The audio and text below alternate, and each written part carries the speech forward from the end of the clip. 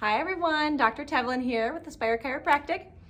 Today we're going to go over the difference between disc bulges and herniations and give you a little visual of what they look like because people have heard about them. They say I have a disc bulge or I have a herniation, and that's kind of all they know about them. And so a visual is very nice to see of what's actually happening in your spine when that happens.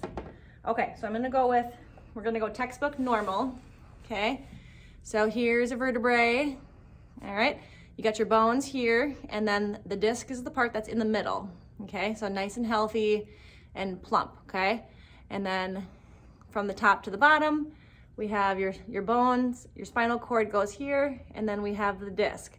All right, in the middle of the disc is a nucleus. Okay, so it's a different material than it is on the outside. Okay, this is more fibrous on the outside here. Okay, to help protect the nucleus of the disc. All right, so you can see it's all intact.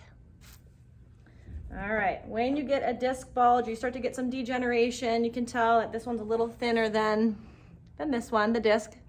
Okay, so starting to get thinner in the disc area. You can see that the bones are getting a little bit more arthritic looking here. But then when you look down from the top, there is a little tear in the nucleus of the disc here that's kind of coming out into the outer circle of the disc there, okay? So a little bit of wear and tear on that one. And then what will eventually happen is that it'll get thinner yet, okay? So you can see the disc is getting more dehydrated. Our discs are 80% water, so they're like little sponges. And then this is actually representing a disc bulge or herniation, okay? And you can see how ugly and arthritic those bones are. They're not square anymore, so much block-like. They actually got little beaks coming out from the side, okay? We see this all the time on x-rays, but you can see what that would do to the nerves that are coming out from the spine there, okay? I have one model that's really nice to help kind of give you an idea what a herniation or a bulge looks like. All right, we got our disc, nice and squishy. We got our spinal cord running back here, and then the nerves. But when we do this, it kind of shows you an idea of what happens and how that compresses the nerves. Okay, so when that's happening in your back, that's actually causing those tingling, numbness, burning pain that might be going down your legs. Some people think, oh, I may have sciatica, but it could be a bulge disc too, okay, or herniated. All right, now, when I order MRIs and have patients go get imaging, when they come back, the radiologist reads the report and they'll actually give me measurements on how big the bulge is or herniation, how much is like sticking out.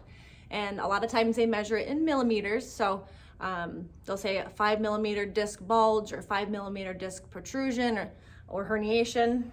So if it is a true herniation, I'm gonna kind of show you, I use this a lot in practice. So I'll get closer.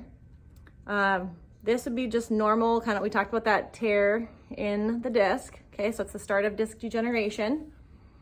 And then the next one is a protrusion. So you can see the outer edge of the disc is still intact, but the nucleus is starting to creep out towards the edge there. Okay, and then an extrusion. So you can see the difference. So we kind of give an example of like a jelly donut. If you poke a hole in a jelly donut and then put pressure on it, that jelly squirts out, okay? We see these all the time in practice. All right, this is a herniation, and most of the time they can be treated conservatively, okay? This one rarely needs surgery, sometimes needs surgery, and this one, as you can see, always will need surgery, okay? This one in particular, this would be if you got in a serious car accident and you completely just blew your disc out. What happens is the disc pops or bulges out, and then fragments come out of the nucleus and are kind of floating around that spinal column there.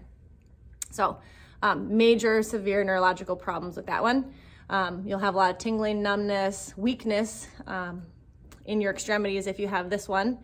And what will happen is that your body will actually reabsorb some of that, okay? So you're just left with a thinner disc, okay? And like I said, most can be treated conservatively, okay? So with chiropractic, traction, physical therapy, all that's gonna help. All right, just to give you a little idea. Yeah, we see these three all the time in practice. This one, you probably won't see that walking in my office. You'll probably be at the emergency room. But if you have any questions about your own MRI results, I'd love to help look at them for you and help you interpret them. So hope that's helpful, and we'll talk to you soon. Bye.